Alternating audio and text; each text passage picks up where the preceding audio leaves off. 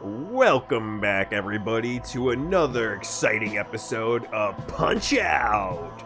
Brought to you from the beautiful city of Royal Oak, Michigan, and coming to you live from the Royal Oak Theater. You won't catch me slipping, it's Chimps Bananas peeling back the match card for you tonight. We got an amazing match card for you tonight. Kicking things off, we have an exciting bout between Terrance Johnson and Jake the Snake in a ladders match. Tyson will take on True Aloush after their heated online exchange of words following their faction-on-faction contest. Vinnny E and Baby Backwood will make their official in-ring debut. And to close out the night, we have a hardcore championship match between Brandad and Alumni. Now you might be wondering, why are those two getting their first opportunity for a hardcore championship? Brandad had an exciting victory last week, and Lee Main also was the one that got the pin in the faction match. Now, for some of you might be remembering that the stipulation was whoever got the pin in the faction-on-faction match got to go for a World Heavyweight Championship pursuit. Well, it turns out that after that match, a gentleman's rock-paper-scissors contest was underway, and unfortunately, Jake, as usual, came out on top. Lee Main and Jake have swapped what titles they're going to be pursuing, and tonight's bout is all about that. While Jake won't be going immediately for the World Heavyweight Championship tonight, allowing Terrance to lick his wounds from that gruesome Fatal 4-Way he fought. In the future, there will be a World Heavyweight Championship bout between both men. Tonight is just a palate cleanser to get you excited for what's going to be happening at this year's first pay-per-view.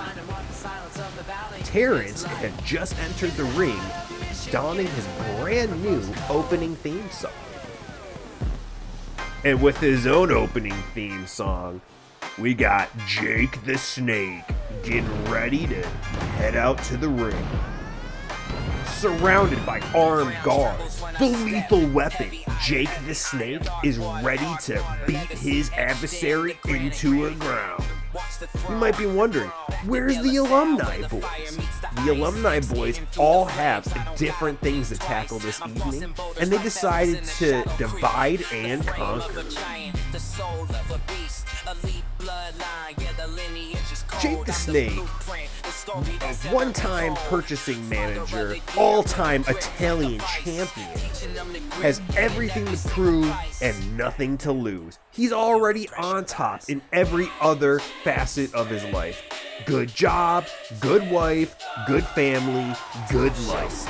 This is just the cherry on top. The way that he decides to spend his free time when he's not side boosting on Rocket League. You can just see his body, the sweat dripping down those muscles that he earned from years of playing sports ball. I don't know why his theme song says soccer terminology instead of just using soccer terminology, but it's close enough, you know. X marks the spot, and there was no alphabet to be looking at.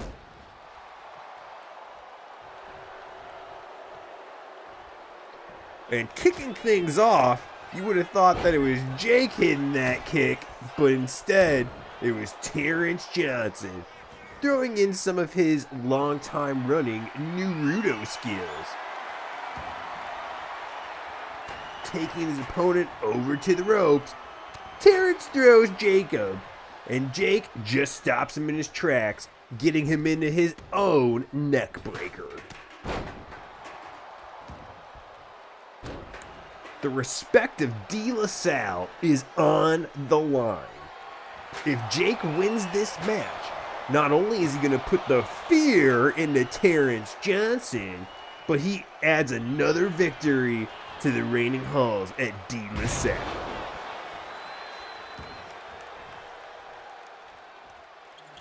Terrance is all fired up tonight. You can just tell. He ate a strict diet of Magic cards, Yu-Gi-Oh cards, and protein shakes before this match.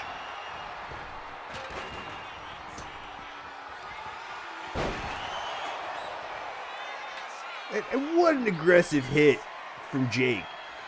I would have said that Terrance is going to be electrifying today, coming from his electrical work background. But it's been Jake who's been fired up all night with those chair shots. Another sweeping right hand. Ooh, but Terrance was able to counter into a neck breaker, landing Jake's neck right onto the leg of that chair. You can see him holding his neck after that. Both men looking for different weapons to bring into the ring. I think Terrance is trying to win this one early on by grabbing that briefcase above the match. Jake, on the other hand, oh, and a big spine buster. I believe that was the Italian situation signature that he brought. And he's giving Terrance no quarter, continuing to work on that abdomen after shattering his spine with that spine breaker. Spine buster, whatever. Terminology, words are hard. Ooh, and Jacob again pressuring his opponent. This time he's got him in his finisher, the Jack Terrier Russell Bite. And Terrance somehow able to power out of that. Again, going for that ladder. I think Jake's raw strength is getting the better of Terrance, and he's looking to end this match as quickly as he can. Terrance finally getting a moment to breathe, putting a little extra pressure back on Jake before climbing that ladder. Jake clearly was not through with his opponent. He could have tried to climb that ladder and do something up there, but instead he said, "Fuck that!" He's going back for more. Dragging Terrance into the ropes. Picking him up and dropping him again, abdomen straight onto the ropes. Followed by another chair shot, another abdomen shot. Terrance is going to have broken ribs after this. How is he going to defend his title when his body is just debilitated from this kind of match? Jake again having some big plans for that table. Propped it up, knocked his opponent down. What is he doing? He's on that middle rope. Terrance is groggy. Oh, and he was able to dodge out, making Jake land torso first onto that chair. I'm not sure what's going on here, ladies and gentlemen. It looks like they're just staring each other down. Terrance able to find the upper hand. Got Jake out of the ring. Grabbing that ladder. And he's setting it up, ladies and gentlemen. I think Terrance might be trying to climb that ladder and get that briefcase. And you might be wondering, why the fuck is there a briefcase up there instead of the World Heavyweight title? And ladies and gentlemen, the truth of it all, it's just easier to grab that briefcase. If the title is actually on the line, you'd see it. It would put the pressure on both adversaries to be going to grab that gold. But in this case, it's easier to unlatch the briefcase in a non-title bout like this. Jake going to the outside and bringing Terrance back in. Roll Terrance underneath the table that he just set up. Ooh, and he knocks him right the fuck out with the D-Law salute. Don't know how Terrance was able to stand back up immediately from that. Oh, and Jake hit his other finisher, the Cooper Standard. Oh, Terrance is going to be knocked the fuck out from that. Jake easily climbing that ladder and working on getting that briefcase down.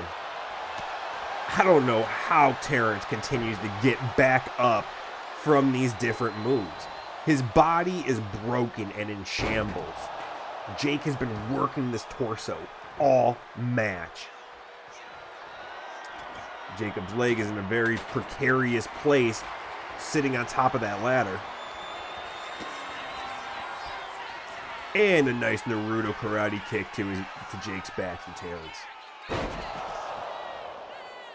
Terrance again trying to capitalize on Jacob being down. But every time he gets that ladder set up, it just seems like Jacob's instincts kick in and he gets back up for more. Ooh, and this time he's attacking Terrance from behind while Terrance is on that ladder, causing his body to just get ran right into the metal bars of that ladder.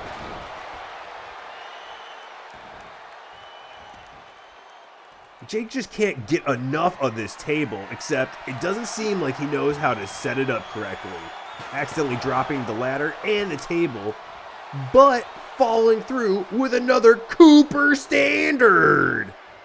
If the first one didn't knock Terrance out, the second one has bound to leave his opponent knocked out cold. Jake using that amazing cardio that he got from soccer all his life to go back to working that briefcase. And Terrance pushes the ladder out from underneath Jake. Jake was holding on for dear life, and unfortunately, he had to take that slam back down to the mat. Terrance is looking for a weapon from underneath the ring to try to knock his opponent out. Whips the chair at Jake, and it looks like he might have just busted him wide open from that shot. Ooh, and Terrance, right place, right time, was able to counter all of his opponent's momentum with his signature, the counter spell. And it looks like, again, Terrance is getting his opponent taunted back up, looking for something. Oh, and Terrance missed his finisher. He just didn't have enough range on that jump from the ropes. Ooh, and a nice side slam from Jake, putting Terrance right back where he's been all match, down on the mat.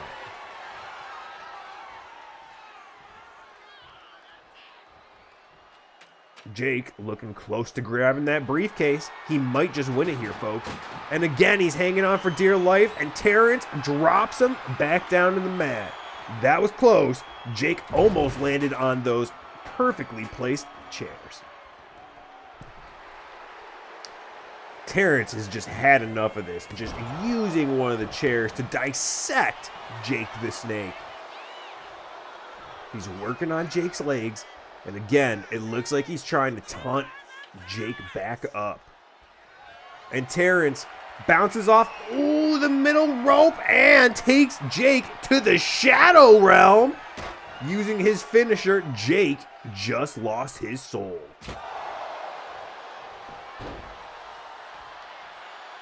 But somehow, the soulless behemoth has stood back up from that finisher, pushing the ladder out again from Terrance's feet. Terrance just can't climb this ladder. Jake is all over this. I know this is supposed to be a match to grab that briefcase, but Jake just wants to keep letting him have it. At this rate, we're not going to have a World Heavyweight Championship match. Terrance is just going to be completely obliterated and have to forfeit that title belt. Jake throwing Terrance into the ladder and karate chopping him against the steel again. Just using every weapon in this match to his advantage.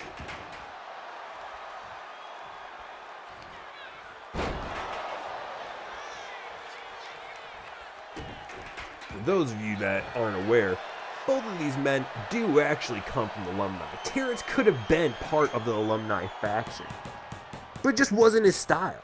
He's got his own faction too, and that's something that you'll learn more about in weeks to come.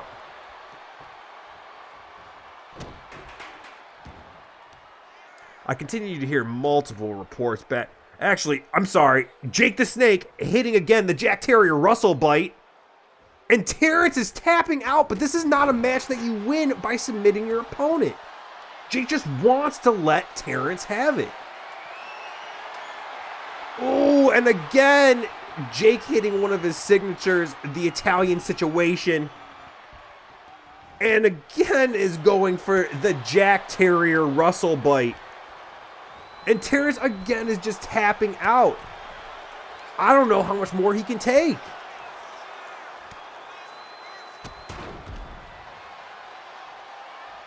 Jake is all types of fired up. Just continuing to bleed and bruise his opponent down. At this point, I don't think Jake even cares about winning the match. And he just busted Terrance wide open. That was a big boot to the face. Jacob clearly didn't care about that other ladder. It's too slippery, too much petroleum oil all over it now.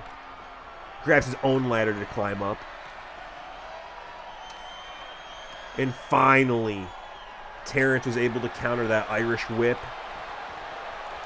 Gave his opponent some bows. And was able to do a Naruto drop kick out to the ring. Terrance being the only person in the ring right now, setting up that ladder. I think with all the last of the steam that he has in his body, he's trying to climb and get that. But Jake is already up. He's climbing that ladder lightning fast. And Terrance catches him by surprise, and they both fall off the ladder. It looks like Jacob ate more of that than Terrance. Terrance finding a little extra wind to climb that ladder. Is it going to be Terrance? Is Jake going to miraculously get back up? The briefcase is slipping in between Terrance's fingers. Jake looking, and unfortunately he couldn't get back to Terrance in time. I was not going to call it that way, but as it turns out, Terrance on a 2-win streak here. If this would have been any other kind of match, something with pinfalls, submissions, knockouts, Jacob was ready for that kind of warfare. This was his match through and through. Terrance got him with a couple well-timed hits, and that ultimately sealed his fate. But I know this is not the last that we're going to see in the savagery that Jake the Snake brings to the ring. That victory might have slipped out from beneath his feet. But if there's one thing I know from a man that wears cleats, he's ready to lock in next game.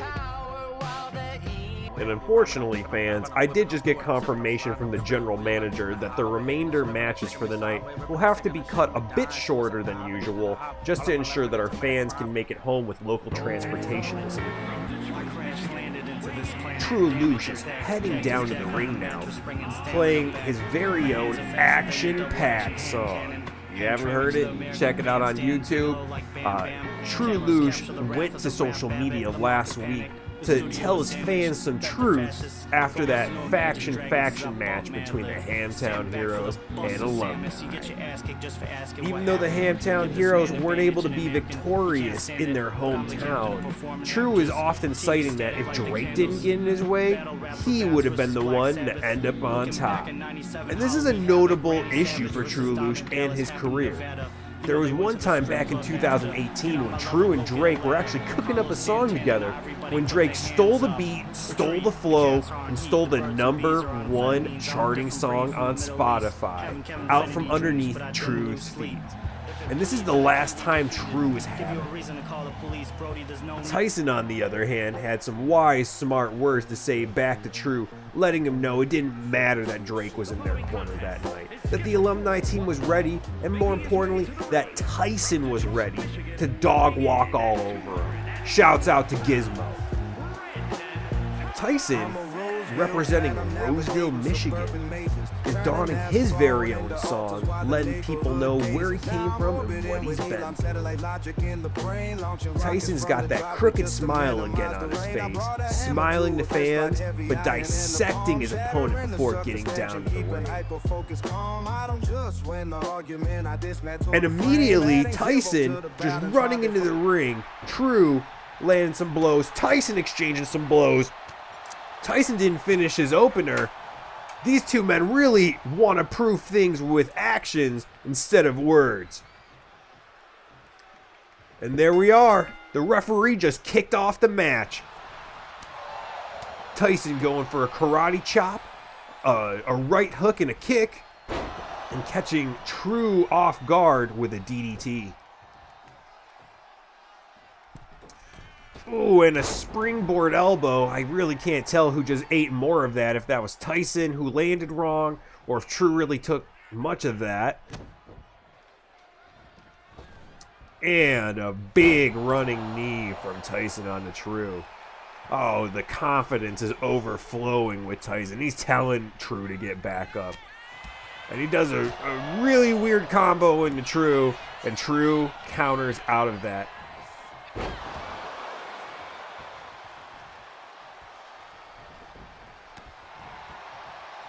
I know a lot of our fans in Uganda are watching this tonight using Starlink, Elon Musk's wide-range internet service.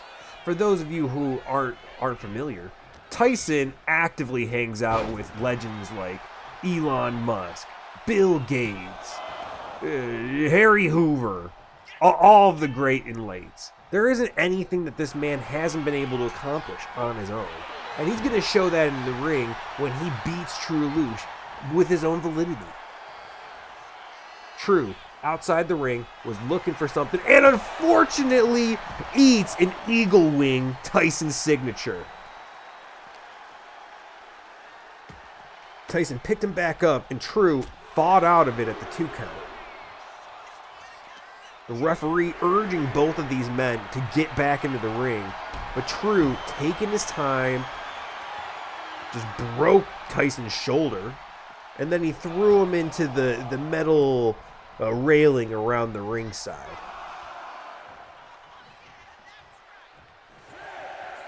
Tyson taking a small breather before getting back into the ring. And that might have just been the fastest anyone ever. Wait a minute, what's this? Oh, and Tyson just hit his finisher, the rat-a-tat-tat. Jesus, I think True's out already.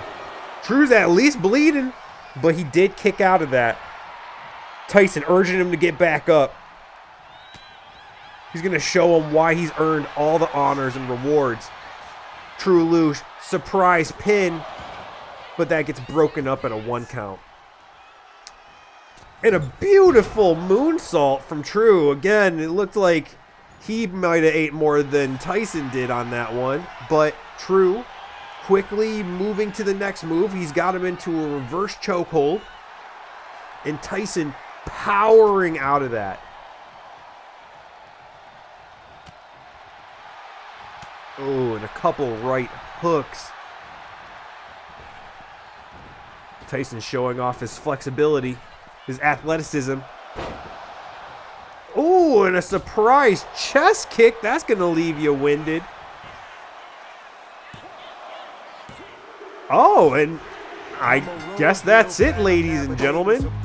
Tyson somehow pulled off a victory off of that chest kick. I think that rat-a-tat-tat and that eagle wing beforehand might have left a little brain damage to True, leaving him a little confused what to do next. This is just a small setback for True, though. If I know True, he's going to get back up and he's going to continue to show why he's one of Hamtown's best of the best. Tyson just eating up this victory, and you can see more of that smile fading from his face. And next up, ladies and gentlemen, we have the debut match of Vinny E and Baby Backwood. Coming out with his iconic zigzag t-shirt, Baby Backwood is coming out to the song Back in the Streets. Check it out on SoundCloud if you missed this bomb. Baby Backwood had to take a sabbatical from the streets in the rap game when he lost his brother. He had to do some self-reflection, think through the way that he's moving, and ultimately, he found a whole nother level of brotherhood with Ace Lee. Ace Lee isn't going to be able to make the match tonight, having some conflicts on the Deadly Show to attend to. But Baby Backwood is going to represent them both here in the ring tonight. And of course, the iconic backflip. Let's go, boys. That's why this man is the hype man of the tag team. But until then, I'ma make it here. That's the chopper closing your eyes, make you snooze. Gotta smoke a bone with your And eyes. next up, I'm John Cena strong. we have coming down to the ring for the very first time, Vinny E. Vinny E is also playing his original song, East Frazho Block, representing one portion of the East Side Frazho boys. I don't know as much about Vinny E compared to the rest of the competitors, but he had a small stint of working adjacently with the ABOGZ. T Diamond helped introduce him to the iconic music group. And here I think Vinny E wants to show why he would have been a staple for the music group if he decided to keep on pursuing that trajectory. Leaving the music game, Vinny E went on to travel the world, sightsee, and become a well-rounded individual. And showing some of that well-rounded culture, he's going to try to shake Baby Backwood's hand. But Baby Backwood slaps the shit out of him, and Vinny is all heated up. The referee just trying to keep this match in the ring and get things started. The ref just rang the bell, and immediately Vinny E is pissed off. I would be too. Did you see how fast that bitch slap came from Baby Backwood?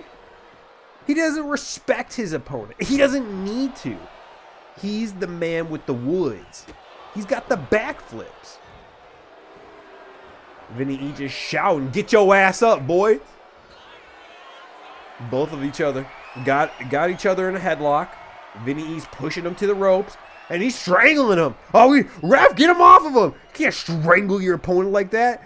Vinny continuing to keep that pressure up with a quick right hook and gets him back into a grapple. Vinny transitioning to a headlock. This is so East Side Frazho, if I've ever been to East Side Frazho before.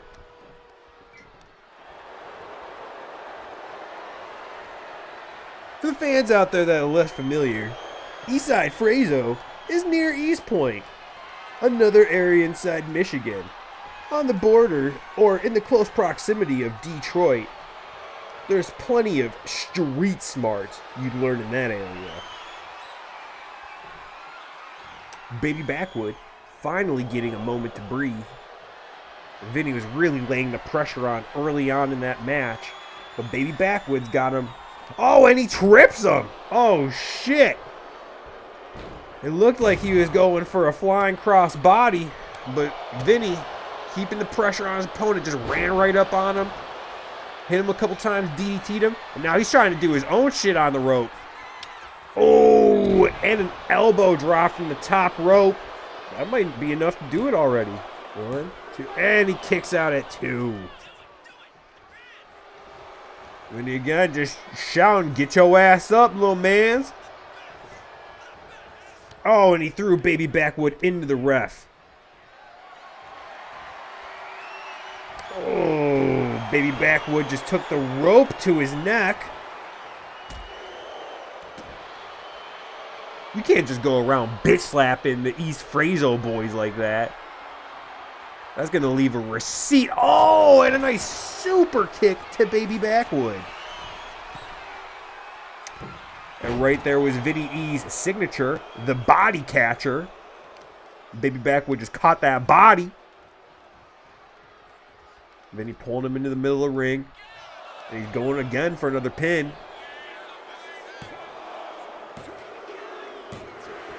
And to a shocking surprise, Vinny E has already won that match.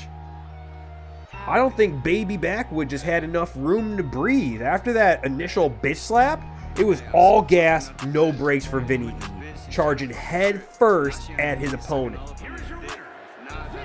Vinny E just eating up that inaugural victory for himself. Great work, Vinny E. I'm excited to see what else you bring to the table. And Baby Backwood, I know this won't be the last time we see you. Can't wait to see you bounce back in the future.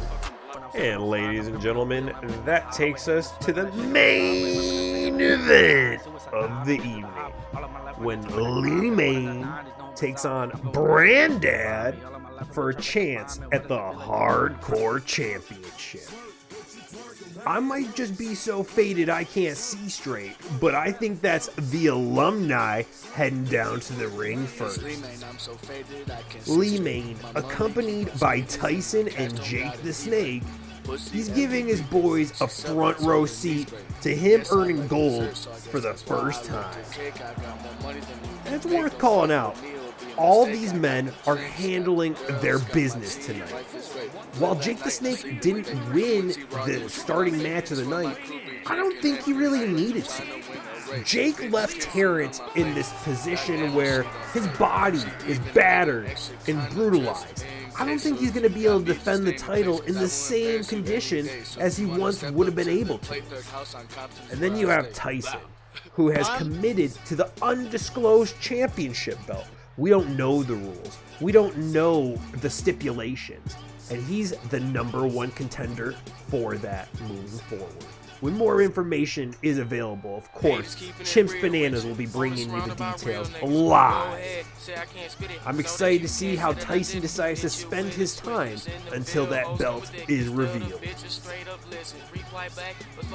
Lee Main told me he had high hopes of winning this and then getting back to working in his healthcare job right after. He also mentioned that he's not just doing this for Alumni or himself. He's doing this for Hillside. Hide your kids, hide your wives. The Alumni squad is here to thrive. Don't stop, pop that shit, pop it like you'll never quit. Drop it to the ground like a bitch when she And coming out next, we have the Michigan boy himself, Brandad. Riding the high that he's on since last week, Brandad's coming in with a victory over Golden Gambit, which might have just prepared him for the match he has in front of him tonight. Weapons were used left and right in last week's hardcore match against Golden Gambit. Or was it a false count anywhere? Can't remember at this point. Nonetheless, he knows what it feels like to take a chair shot. He knows what it's all about to fight with sledgehammers and with kendo sticks. And I think he's ready to use that kind of experience on Lee Main tonight.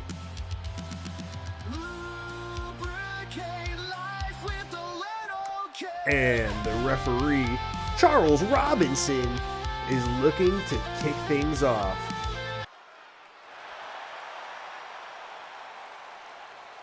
It's always confused me why they put duct tape on the hardcore belt, but you have enough money to like get regular, gold belts. It's weird that you just like duct tape instead of just getting a brand new belt. But the match is underway. Lee Main initially going for some kind of chokehold on Brandad. Brandad nearly escaping whatever the Leon was going to do next and starts kicking him. Kicked him to the back of the head. Tried to kick him again, but this time Lee Main dodged out and punched Brandad in the stomach. Ooh, and some gruesome back shots to Brandad. Followed by a backbreaker, a back suplex, some kind of back move. He's going to need a chiropractor after that one.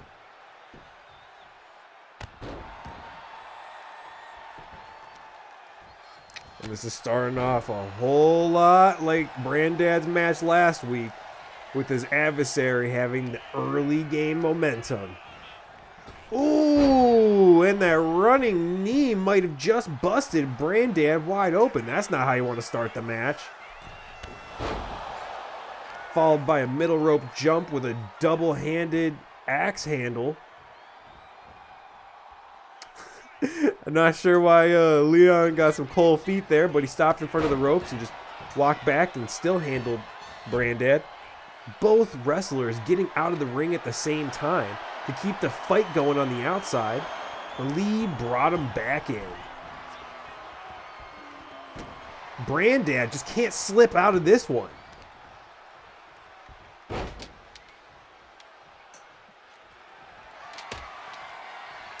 and an inverted figure 4 leg lock performed by Lee on Brandad. You can see Brandad bleeding all over the place. This is not a good start for Brandad. Leon threw him down with a powerbomb. Oh, and finally, Brandad was able to counter out of what Leon had going on. And out of nowhere, Brandad hits his signature, the Spirit Manipulation. Shouts out to Ghetto. Is this the kind of comeback we were looking for? Oh, and he just nails the finisher, the Big 10 on Brandad. I mean, from Brandad to Leon. Tyson standing up on the ropes, no fucking clue what he's doing. Yeah, he set that ass back down. That was a close one. That's a way to catch up for Brandad. Oh, Brandad's feeling it now. He's just begging Leon to stand up. Ooh, and a nice drop kick. Hits the target right on the spot. And Brandad knocks Lee out of the ring. The Alumni boys just staring down Brandad. Brandad has no fear. Goes out beside the faction and tries to continue fighting Lee. Lee Main got the upper hand. He's working the legs now. Looked like maybe an arm shot. Referee Charles Robinson just trying to encourage people to get back in the ring with that 5 count. These boys only got 5 more seconds. Make that 4 more seconds to get their asses back in the ring. Ooh, and Lee being smart, throwing Brandad at his faction teammates. Playfully gets Brandad back up, makes his way to the ring. Oh, and he took a page out of Lazy's book. Off the first episode of Deadly, Lee Main ran the time down, got back in the ring with just a nick of time when his opponent couldn't manage the same, and just became the inaugural hardcore champion. Just as expected and as designed. Sometimes you don't have to pull out all the big guns to win a match. Sometimes it's just about being in the right place at the right time and with the right support circle. And Alumni was exactly that. It's going to give Lee Main all the bragging rights he needed with his faction. Now it leaves you questioning. Should Lee have been the one to still go for the World Heavyweight Championship when he's now 2-0 on Punch-Out? Stay tuned to see what happens.